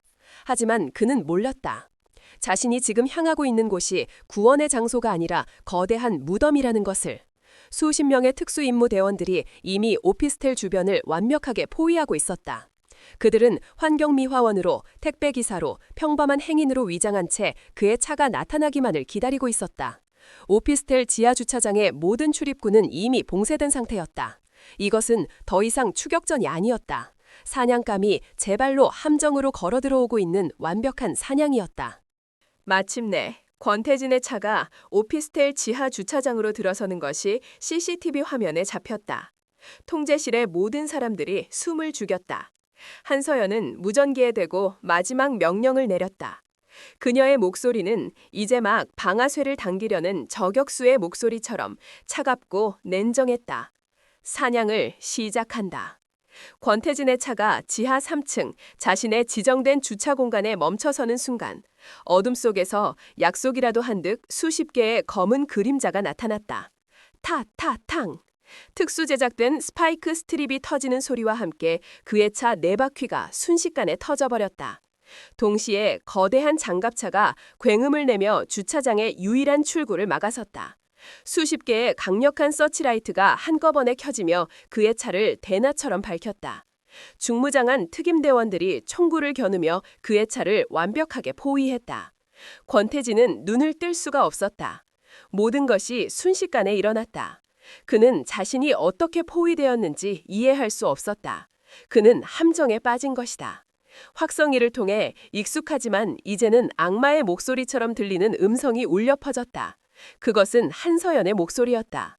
권태진 의원, 당신을 뇌물수수, 직권남용, 국가보안법 위반 혐의로 긴급 체포합니다. 모든 저항은 무의미하니 순순히 차에서 내리시오. 권태진의 얼굴이 공포와 분노로 일그러졌다. 그는 자신의 옆좌석에 놓여있던 가방을 열었다. 그 안에는 돈다발과 함께 그가 호신용으로 가지고 다니던 작은 권총 한 자루가 들어있었다. 그는 이성을 잃었다. 그는 모든 것이 저 여자 때문에 망쳤다고 생각했다. 그는 권총을 집어들고 차문을 거칠게 열며 밖으로 뛰쳐나왔다. 그의 눈은 핏발이 서 있었다. 그는 미친 사람처럼 외쳤다. 한서연, 이 개 같은 년, 네 년 때문에 내 인생이 끝났어. 사냥은 이제 마지막 국면으로 접어들고 있었다. 최종 보스의 마지막 발악이 시작된 것이다. 한서연, 이 개 같은 년! 권태진의 광기 어린 외침은 차갑고 폐쇄된 지하 주차장의 콘크리트 벽에 부딪혀 섬뜩한 메아리로 되돌아왔다. 그는 더 이상 존경받는 국회의원이 아니었다. 그는 모든 것을 잃고 마지막 남은 이성의 끝마저 놓아버린 한 마리의 상처 입은 짐승이었다. 그의 손에 들린 은색 권총이 수십 개의 서치라이트 불빛을 받아 차갑고 위협적으로 번뜩였다. 모두 위치 사수해! 섣불리 움직이지 마! 현장 지휘관의 날카로운 외침이 무전기를 통해 울려 퍼졌다. 특임대원들은 일제히 차량과 기둥 뒤로 몸을 숨기며 권총을 든 권태진에게 총구를 겨누었다. 공기는 금방이라도 터져버릴 듯 팽팽하게 당겨진 활시위 같았다. 아주 작은 움직임, 아주 작은 소음 하나가 끔찍한 유혈 사태를 불러올 수 있는 일촉즉발의 상황이었다. 한서연은 통제 차량 안에서 모니터를 통해 이 모든 상황을 숨죽인 채 지켜보고 있었다. 그녀의 얼굴은 얼음처럼 차가웠지만 그녀의 심장은 세차게 뛰고 있었다. 그녀는 권태진 같은 인간들을 수없이 상대해봤다. 궁지에 몰렸을 때 그들이 얼마나 비이성적이고 위험한 존재로 던할 수 있는지 누구보다 잘 알고 있었다. 저격팀, 위치 보고해. 그녀가 나지기 말했다. 알파팀, 목표 조준 완료, 사격 허가 대기 중입니다. 브라보팀, 조준 완료, 명령면 내리십시오, 소장님. 주차장 곳곳에 숨어있던 저격수들의 냉정한 목소리가 들려왔다. 그녀의 명령 한마디면 권태진의 이마에 붉은 점이 찍히고 모든 상황은 1초 안에 끝날 터였다. 하지만 그녀는 망설였다. 그를 사살하는 것은 쉬웠다. 하지만 그것은 가장 마지막에 선택해야 할 카드였다. 그를 생포해서 법의 심판대에 세워야만 했다. 그의 입을 통해 이 거대한 부패의 네트워크에 연루된 모든 자들의 이름을 밝혀내야만 이 전쟁을 진정으로 끝낼 수 있었다. 그녀는 무전기를 들고 직접 협상에 나서기로 결심했다. 그녀의 목소리는 확성기를 통해 차갑지만 침착하게 주차장 전체에 울려 퍼졌다. 권태진 의원, 다시 한번 말한다. 총을 버리고 투항하라. 지금 당신이 하는 짓은 당신의 죄를 더욱 무겁게 만들 뿐이다. 닥쳐! 권태진이 고함을 질렀다. 그는 자신의 머리에 총구를 겨누었다. 더 이상 다가오지 마. 한 발짝이라도 더 다가오면 내 머리를 날려버릴 테다. 그러면 너희들은 아무것도 얻지 못해. 모든 비밀은 나와 함께 사라지는 거야. 상황은 더욱 악화되고 있었다. 그는 자신의 목숨을 인질로 삼아 마지막 협상을 시도하고 있었다. 한서연의 미간이 좁혀졌다. 바로 그때 통제 차량의 문이 열리고 한 남자가 그녀의 옆으로 다가왔다.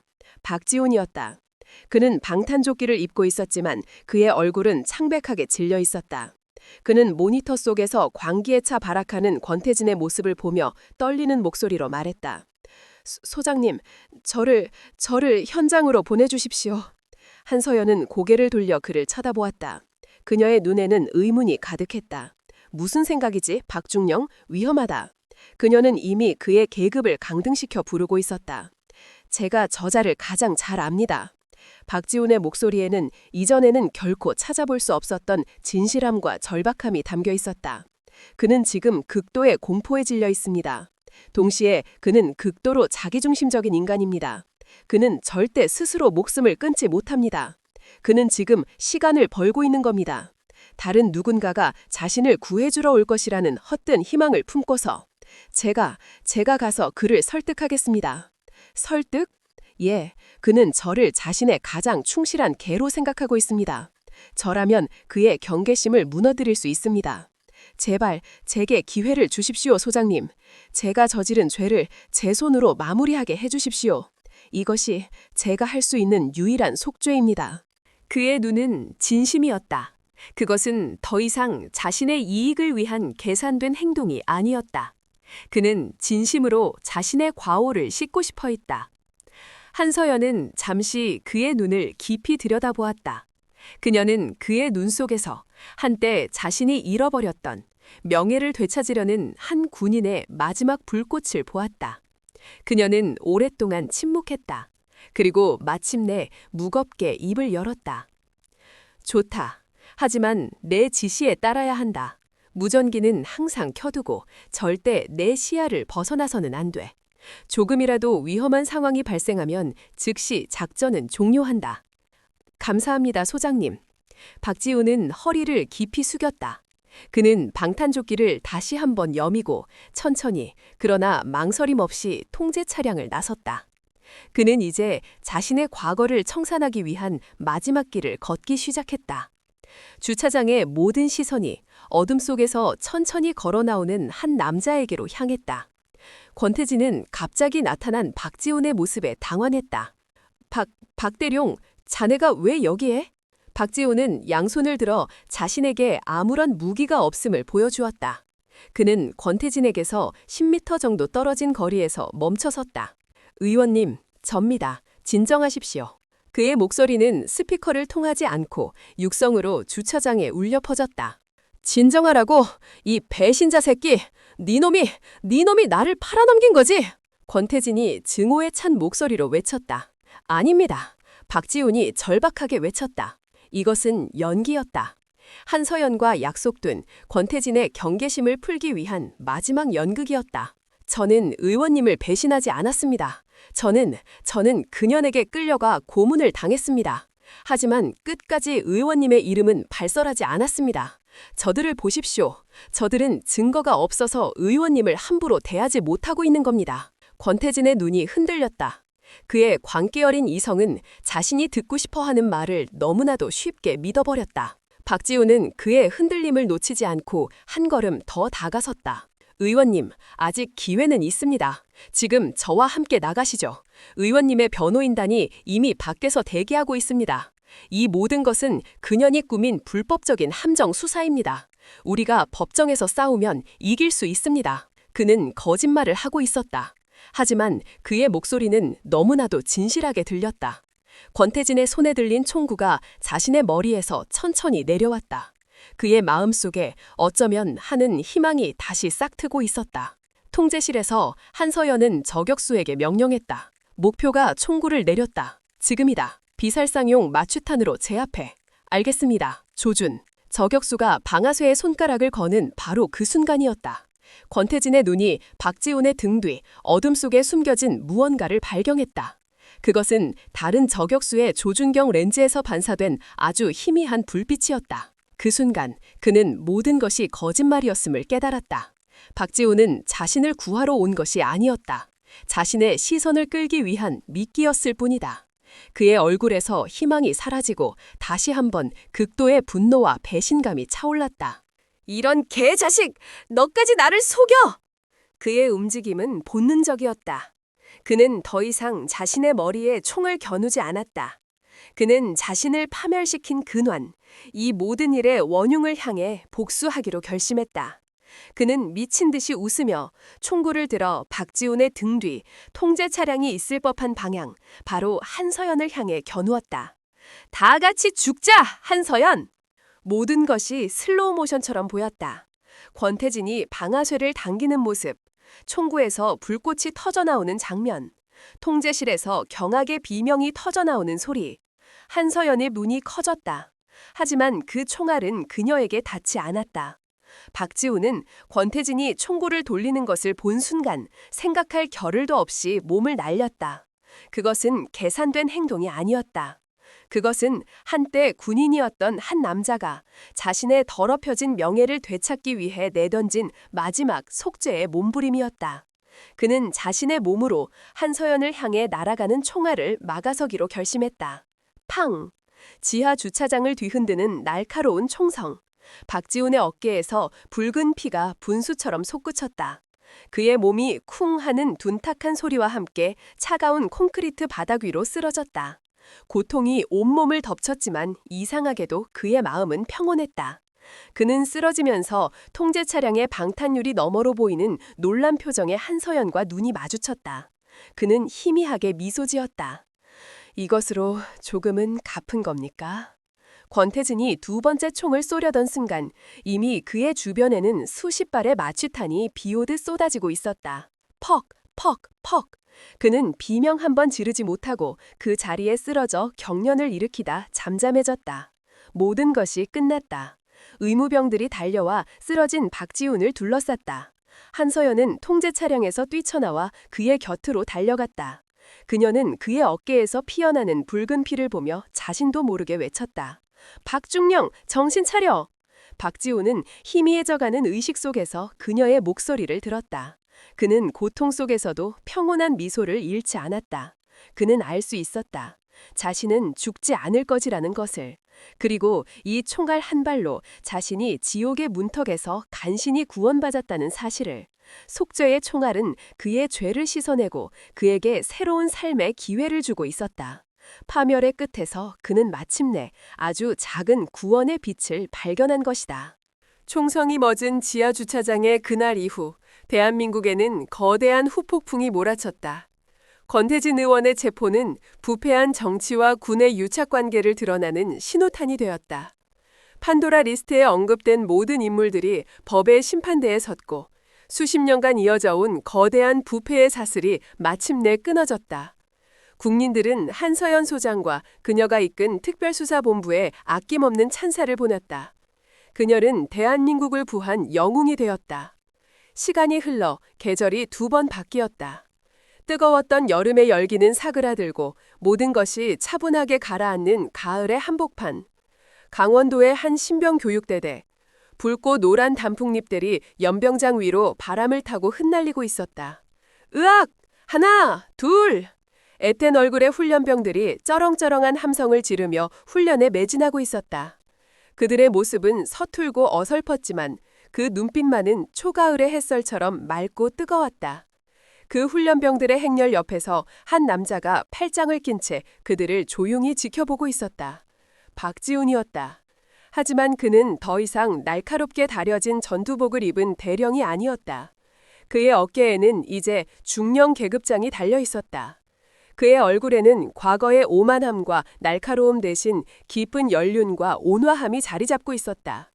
그의 왼쪽 어깨에는 그날의 총상이 남긴 흉터가 희미하게 남아 마치 그의 지난 과오를 증명하는 훈장처럼 보였다.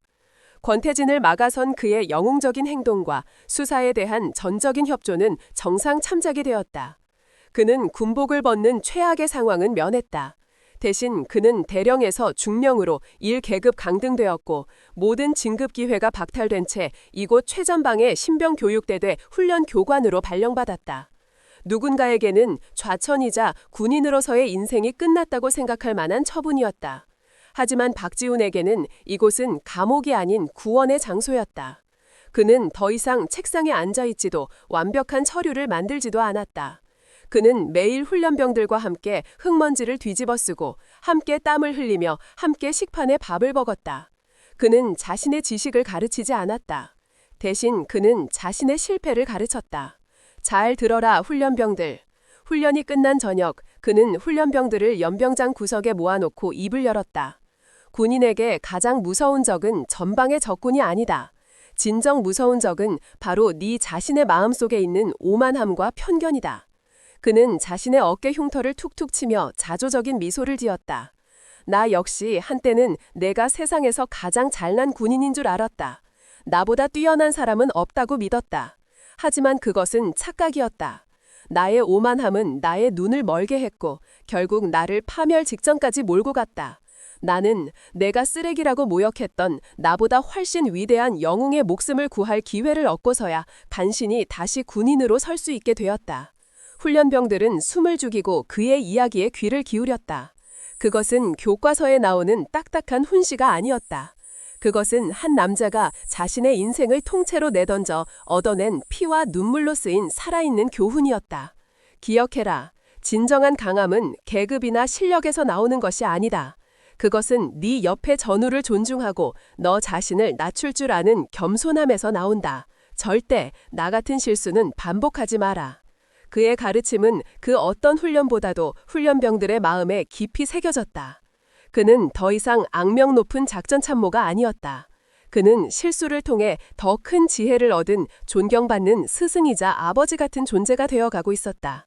그는 자신의 실패 속에서 비로소 진정한 평온과 구원을 찾은 것이다. 바로 그때 연병장 한편으로 나치금 검은색 지프차 한 대가 천성이 들어왔다. 차가 멈추고 운전석에서 한 사람이 내렸다. 한서연 소장이었다. 그녀는 화려한 장성용 정복이 아닌 박지훈과 똑같은 평범한 야전 전투복 차림이었다. 그녀의 어깨 위에서 빛나는 두 개의 별만이 그녀의 신분을 말해주고 있었다. 훈련병들이 그녀를 알아보고 황급히 경례를 붙이려 하자 그녀는 손을 들어 조용히 그들을 제지했다. 그녀는 오늘은 감찰단장이 아니라 그저 옛 동료를 찾아온 손님일 뿐이었다. 박지훈은 그녀를 발견하고 잠시 멈칫했다. 하지만 이내 그는 편안한 미소를 지으며 그녀를 향해 걸어갔다. 두 사람은 연병장이 내려다 보이는 작은 언덕 위를 나란히 걸었다. 어색한 침묵이 흘렀지만 그 침묵은 불편하지 않았다. 오히려 많은 말보다 더 깊은 이해와 용서가 그 침묵 속에 담겨 있었다. 먼저 침묵을 깬 것은 한서연이었다. 몸은 좀 어떤가, 박중령. 덕분에 괜찮습니다, 소장님. 이제 비 오는 날에도 쑤시지 않습니다. 박지훈이 농담처럼 대답했다. 그는 잠시 멈춰서서 저 멀리 훈련받는 훈련병들을 바라보았다. 저 녀석들을 보고 있으면 제 젊은 시절이 생각납니다. 아무것도 모르고 그저 뜨거운 열정만 가득했던 그때로 돌아갈 수만 있다면 지금과는 다른 삶을 살았을 텐데요. 그의 목소리에는 후회가 담겨 있었다. 한서연은 고개를 저었다. 아니, 그랬다면 지금의 자네는 없었을 거다. 그녀의 목소리는 부드러웠다. 인간은 누구나 실수를 해. 중요한 것은 그 실수 위에 무너져 내리느냐, 아니면 그 실수를 디딤돌 삼아 더 높은 곳으로 올라서느냐 하는 것이겠지. 자네는 후자를 택한 거고. 그녀는 주머니에서 따뜻한 캔커피 2개를 꺼내 하나를 그에게 건넸다. 박지훈은 말없이 커피를 받아들었다. 따뜻한 온기가 그의 상처 입은 영혼을 위로하는 듯했다. 두 사람은 더 이상 말이 없었다. 그들은 그저 나란히 서서 노을이 붉게 물들어가는 연병장을 함께 바라보았다. 그들 사이에는 더 이상 상관과 부하도 가해자와 피해자도 없었다. 그들은 더러운 세상과 싸우고 자기 자신과 싸우고 결국에는 살아남은 2명의 동료이자 전우였다. 한 사람은 용서를 통해 다른 한 사람은 속죄를 통해 각자의 구원을 얻은 것이다. 박지훈은 문득 깨달았다. 자신이 그토록 갈망했던 별은 어깨 위에 다는 쇠조각이 아니었다는 것을.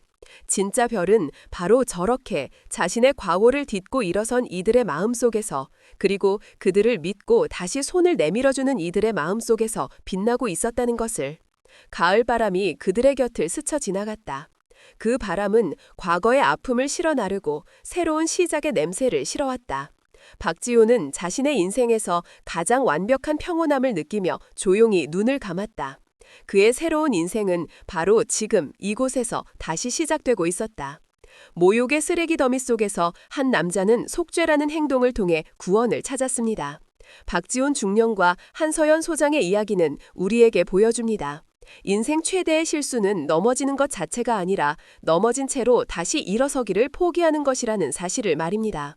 박지훈이 총알을 막아선 행동은 그가 저질렀던 끔찍한 잘못을 모두 씻어내기에 충분했을까요? 그리고 마침내 그들 사이에 피어난 동료애는 용서와 새로운 시작을 보여주는 가장 아름다운 상징이 아닐까요? 여러분의 소중한 생각을 댓글로 남겨주세요. 청취해주셔서 감사합니다.